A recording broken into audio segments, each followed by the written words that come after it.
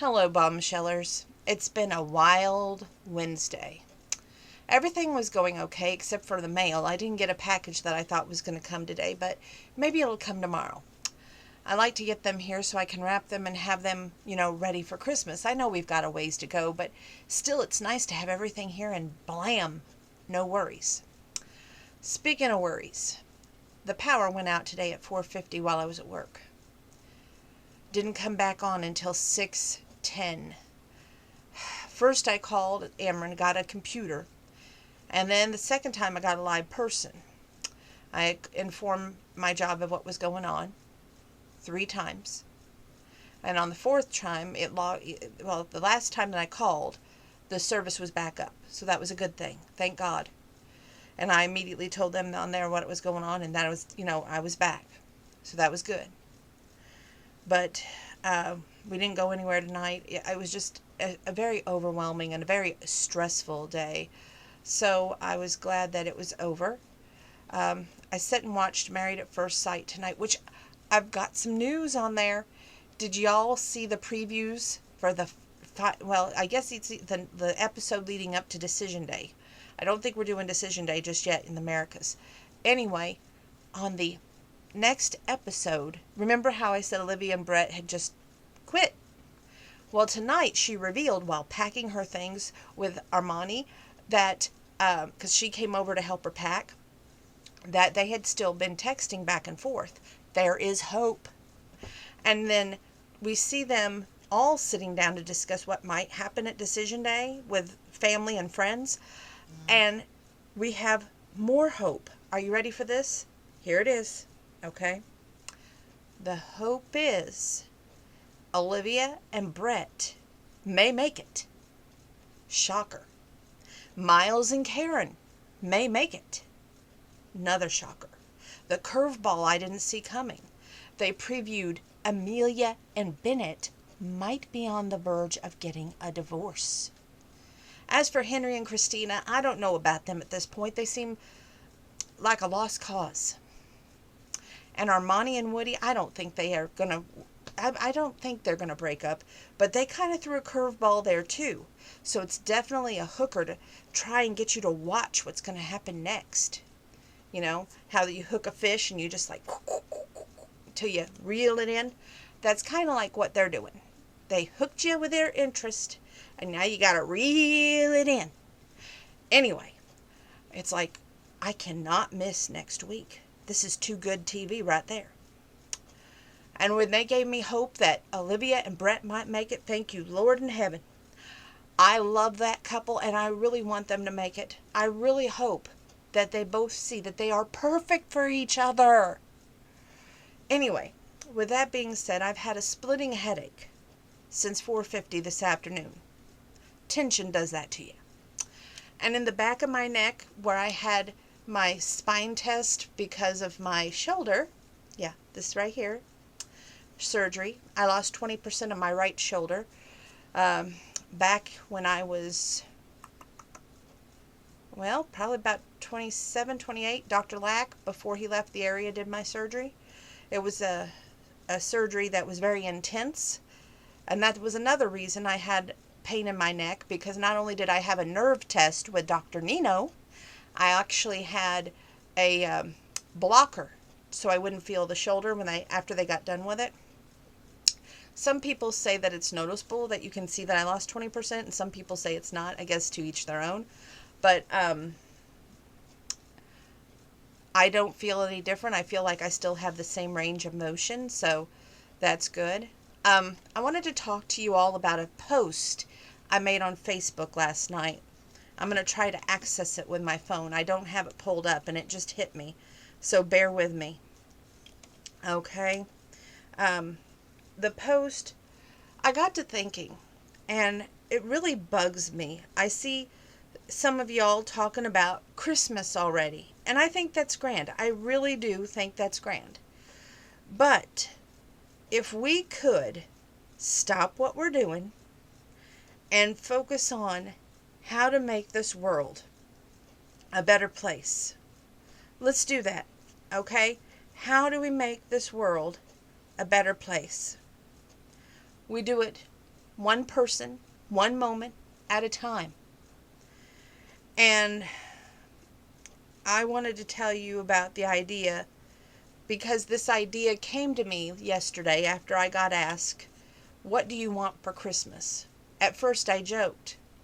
I'm reading from Facebook. And I said $1,000,000 in Ryan Pavey and some of his jewelry that he makes from Fortunate Wanderer website. But the older I get, I want life simple. I want uncomplications. I want to help the less fortunate. Sure, it would be nice to upgrade my laptop. You all know who watch my YouTube channel, the struggle is real.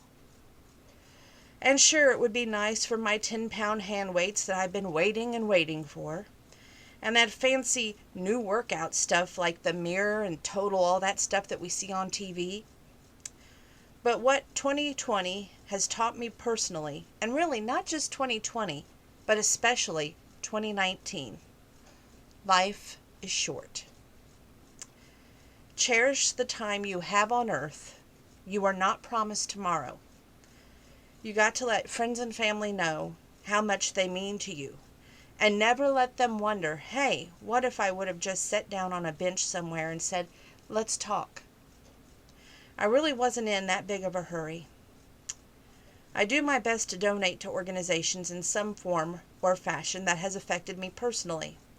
The loss of my beloved Shetland sheepdog, Kobe.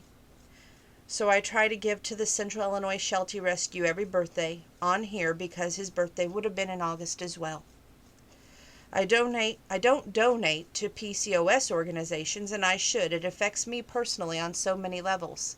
To find a cure for PCOS would be a dream come true, not only for myself, but for those affected. Give me a minute. I donate to St. Jude because children of all ages should live, always, and I am not fortunate to be blessed with human children. I want the kids to have a fighting chance, and I pray a cure is found. The ASPCA. I donate for animals like my late dog Brandon, who the next day, before we were to adopt him, the next day he was scheduled to be put to sleep. I still cherish those years we had before the cancer took you. Strays of all kind, dog, cat, or any other. I wish you all could find loving homes. I guess what I'm saying, this holiday season, let's stop and focus on once and the quote, latest and greatest. Maybe take time to gift something that you can't buy at a store, to make a memory, to help the ones who truly need us. Don't turn a blind eye for the fancy gift. Hasn't 2020 cost some of us friends, neighbors, family, co-workers, concerts, time spent enjoying life, as well as now we realize not to take it for granted? Isn't that what COVID has taught us most? Think of everything we quote-unquote lost. To some, those losses aren't so great.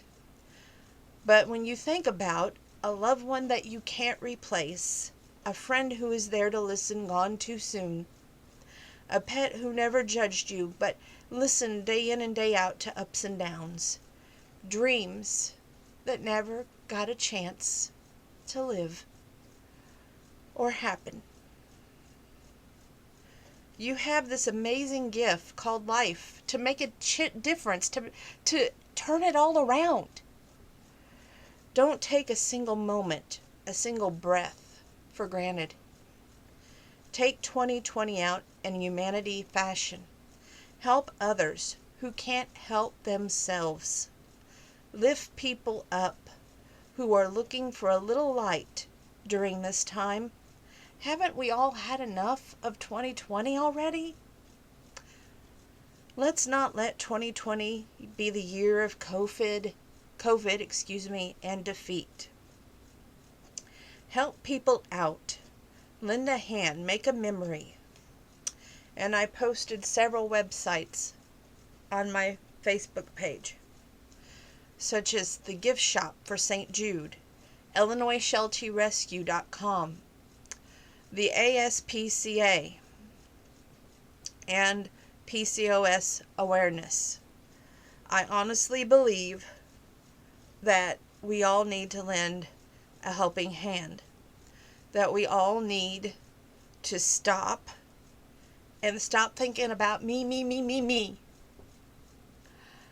and think about others. Think about all the ones who would, probably love to get a gift with their family, but cannot and will not get that chance. I know that the second wave of COVID is out there looming around right now. Most importantly, what I want you to do in this holiday season, put a little holiday in that heart. Make a difference. Help the less fortunate. Help those who may need a hand. If you can, take a moment. It makes a small difference to you, but a major difference to those in need. Thank you. Book review is next after I gather my composure.